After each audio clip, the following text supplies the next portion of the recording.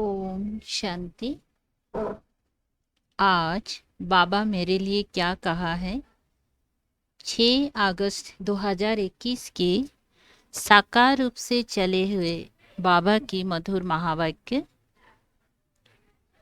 प्यारे बाबा बोले, मीठे बच्चे, रोज अपने आप से पूछो कि मैं आत्मा कितना शुद्ध बना हूँ। जितना शुद्ध बनेंगी उतना खुशी रहेगी, सेवा करने का उमंग आएगा। प्रश्न, हीरे जैसा श्रेष्ठ बनने का पुरुषार्थ क्या है? उत्तर, देही अभिमानी बनो, शरीर में जरा भी मोह ना रहे, फिक्र से फारिग हो, एक बाबा की याद में रहो। यही श्रेष्ठ पुरुषार्थ हीरे जैसा बना देगा। अगर देह अभिमान है तो समझो अवस्था कच्ची है, बाबा से दूर हो।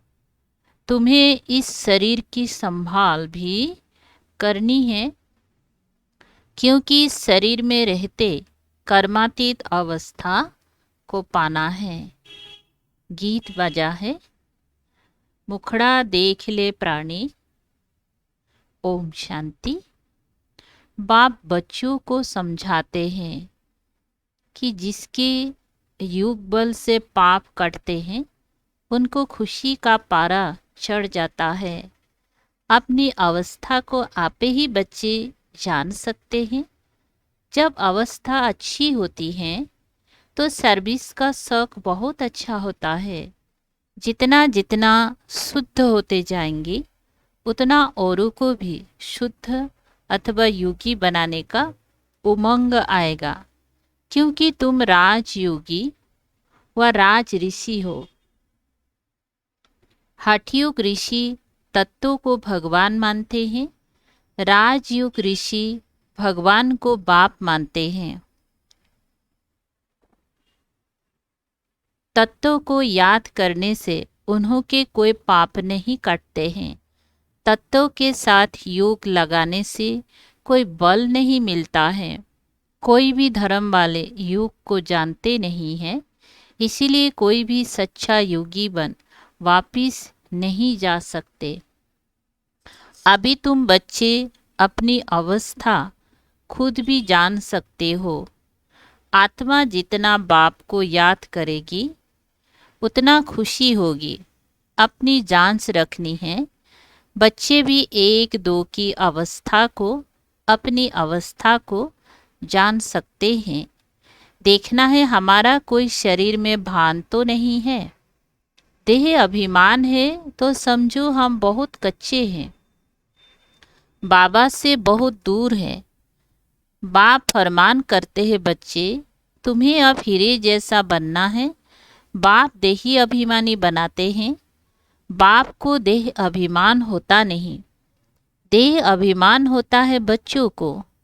बाप की याद से तुम देही अभिमानी बनेंगी। अपनी जांच करते रहो, हम कितना समय याद करते हैं। जितना याद करेंगे उतना खुशी का पारा चढ़ेगा और अपने को लायक बनाएंगे। ऐसे भी मत समझना कि कोई बच्चे कर्मातीत अवस्था को पहुंच गए हैं। नहीं, रेस चल रही है। रेस जब पूरी होगी तो फाइनल रिजल्ट होंगे। फिर विनाश भी शुरू हो जाएगा। तब तक यह रिहर्सल होती रहेगी जब तक कर्मातीत अवस्था आ जाए। हम किसी की बुराई नहीं कर सकते, अंत में ही सबका पता पड़ेगा। अभी तो थोड़ा टाइम पड़ा है। ये दादा भी कहते हैं, मीठे बच्चे अभी थोड़ा समय पड़ा है। इस समय एक भी कर्मातीत अवस्था को पा ना सके। बीमारी आदि होती हैं, इसको कर्म भोग कहा जाता है। भोगना का और किसी को पता नहीं पड़ता। वो अंदर की पीड़ा होती है। अभी एक रस अवस्था किसी की बनी नहीं है। जितनी कोशिश करते हैं उतना विकल्प तूफान बहुत आते हैं। तो बच्चों को कितनी खुशी रहनी चाहिए। विश्व का मालिक बनना कोई कम बात है क्या? मनुष्य साहूकार है, बड़े बड़े बंगले हैं तो खुशी रहती है क्योंकि सुख बहुत है। अभी भी तुम बाप से अथाह सुख लेते हो।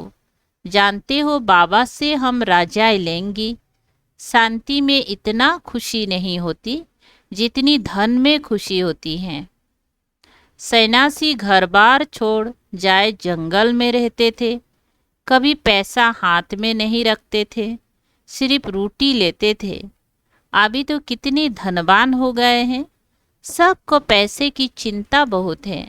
वास्तव में राजा को प्रजा का ओना रहता है, इसलिए लड़ाई का सामान रखते हैं। सतयुग में तो लड़ाई आदि की बात होती ही नहीं। अभी तुम बच्चों को खुशी होती है। हम अपनी राजाई में जाते हैं, वहाँ डर की कोई बात नहीं होती, टैक्स आदि की बात नहीं। ये शरीर की फिक्रात यहाँ रहती हैं। गाया जाता है फिकर से फारिग स्वामी। तुम जानते हो फिकर से फारिग होने के लिए अभी हम इतना पुरुषार्थ करते हैं, फिर 21 जन्मों के लिए कोई फिक्रात नहीं रहेगी। बाबा को याद करने से तुम बहुत अडल रहेंगे। रामायण की कथा भी तुम्हारे पर है। तुम ही महावीर बनते हो। आत्मा कहती है हमको रावण हिला नहीं सकता। वो अवस्था पिछाड़ी को आएंगी, अभी तो कोई भी हिल जाएंगी। फिक्रात रहेगी। जब विश्व में लड़ाई लगेगी तब समझेंगी अब टाइम आ गया है। जितना बाप को याद करने का पुरुषार्थ करेंगी उतना फायदा होगा। पुरुषार्थ करने का अभी ही समय है, फिर तो विनाश की धूमधाम होंगी। अभी तो शरीर में भी मोह रहता है ना। बाबा खुद कहते हैं शरीर की संभाल रखो, अंतिम शरीर है, इसमें ही पुरुषार्थ कर कर्मातीत अवस्था को पाना है। जीते रहेंगी, बाप को याद करते रहेंगी। बाप समझाते हैं बच्चे जीते रहो, जितना जिएंगी उतना बाप को याद कर ऊंच बरसा लेंगे। अभी तुम्हारी कमाई होती रहती है। शरीर को निरोगी तंदुरुस्त रखो, गफलत नहीं करनी है। खान पान की संभाल रखेंगी तो कुछ नहीं होगा। एक रस चलन से शरीर भी तंदुरुस्त रहेगा।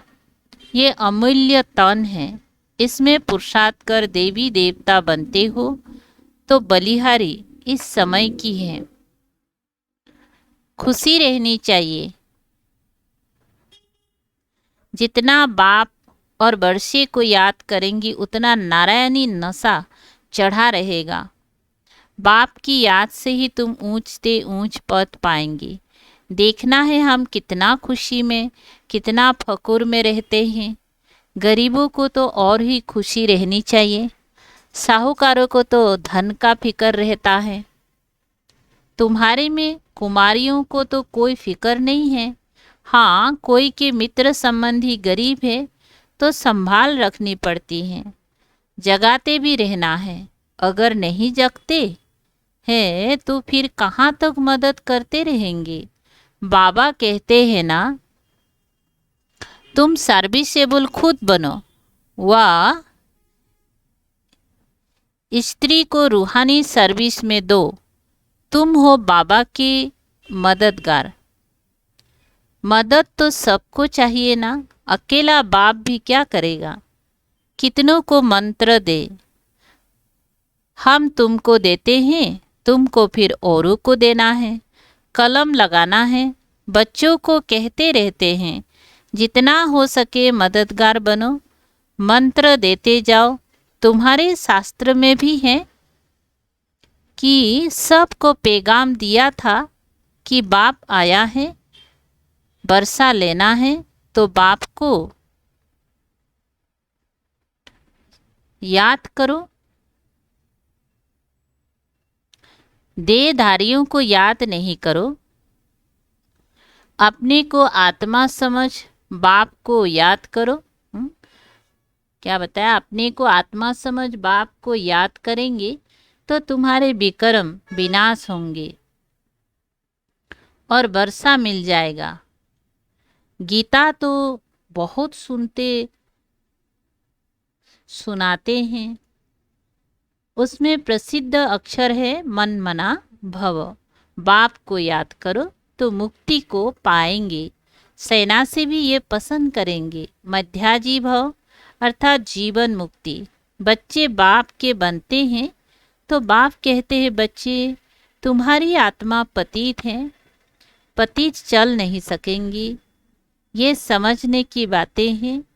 तुम भारतवासी सतु प्रधान थे, तमु प्रधान बने और फिर सतु प्रधान बनना है। तो बाप कहते हैं पुरुषार्थ करो तो ऊंच पथ मिलेगा। भक्ति तो जन्म जन्मांतर करते आए हो। तुम जानते हो पहले पहले अव्यभिचारी भक्ति शुरू हुई। अभी कितने व्यभिचारी भक्ति है। शरीरों की भी पूजा होती है, वो है भूत पूजा। देवता फिर भी पवित्र हैं, परंतु इस समय तो सब तमु प्रधान है, तो पूजा भी तमु प्रधान होती जाती है। अभी बाप को याद करना है। भक्ति का अक्षर कोई नहीं बोलना है। हाय राम ये भी भक्ति का अक्षर है। ऐसे कोई पुकार नहीं करनी है।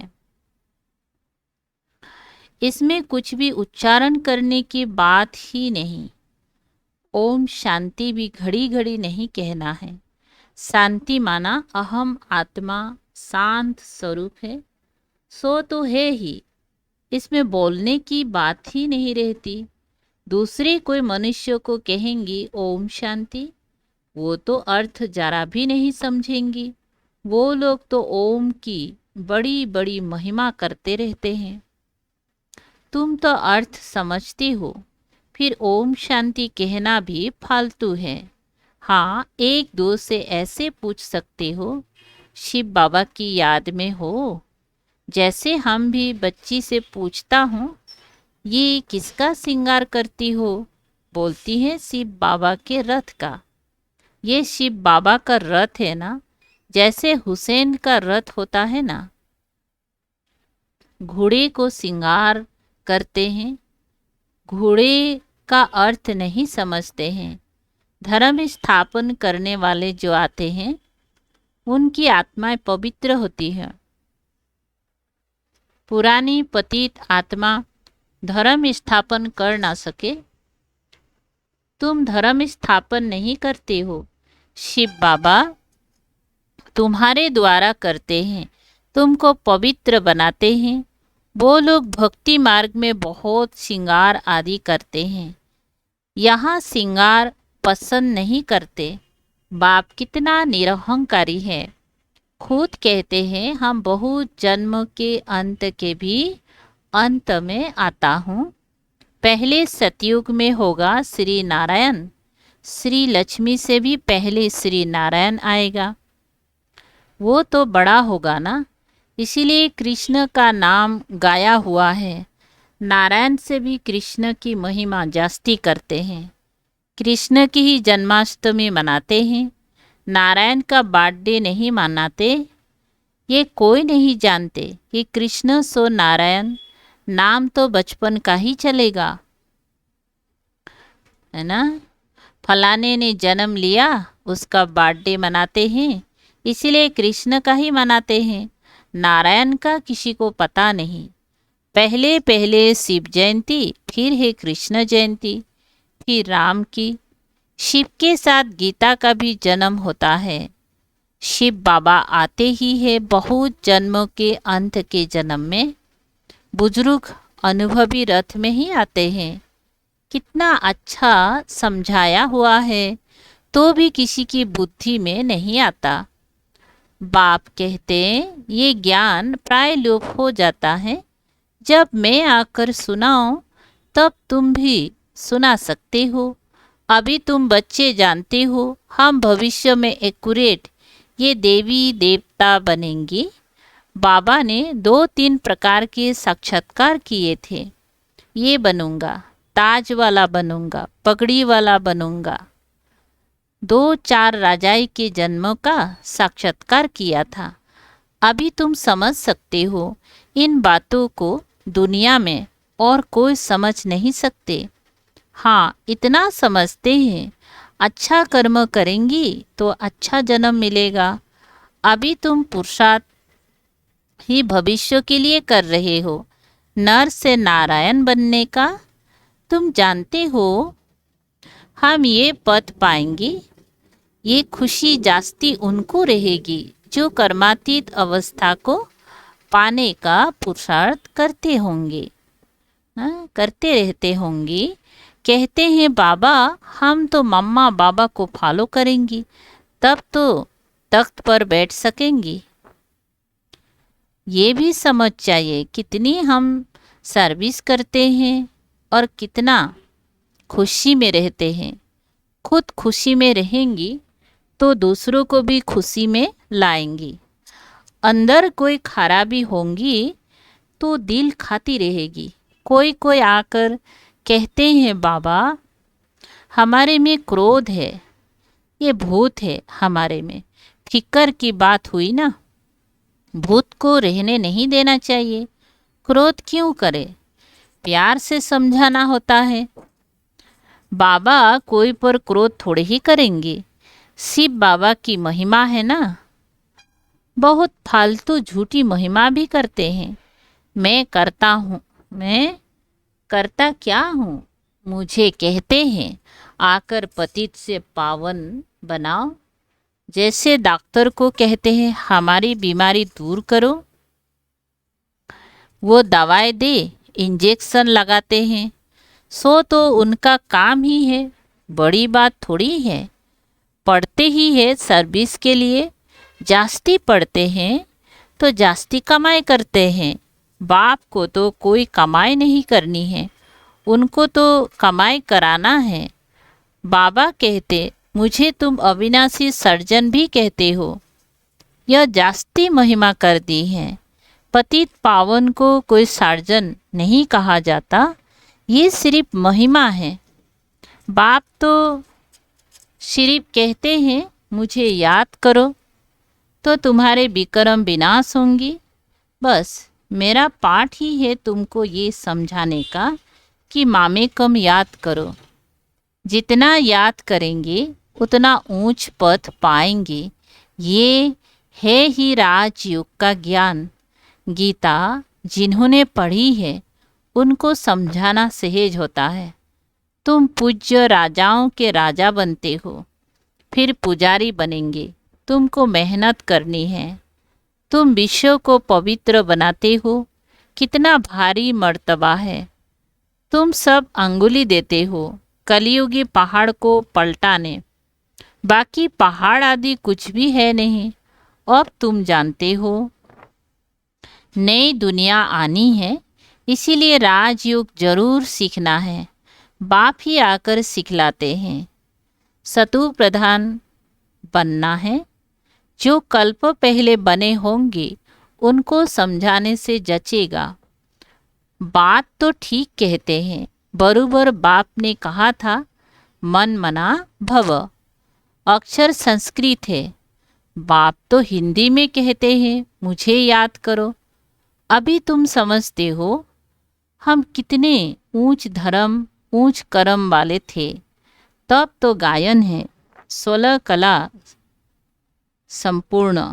अब फिर ऐसा बनना है, अपने को देखना है कहाँ तक हम सतु प्रधान बने हैं, पावन बने हैं, कहाँ तक नरकवासियों को स्वर्गवासी बनाने की सेवा करते हैं। अच्छा, मीठे मीठे सिकलधे बच्चों प्रति मात पिता बाप दादा का याद प्यार और गुड मॉर्निंग। रूहानी बाप की रूहानी बच्चों को नमस्ते। हम रूहानी बच्चों की रूहानी बाप दादा को याद प्यार गुड मॉर्निंग और नमस्ते नमस्ते। शुक्रिया बाबा, थैंक यू बाबा।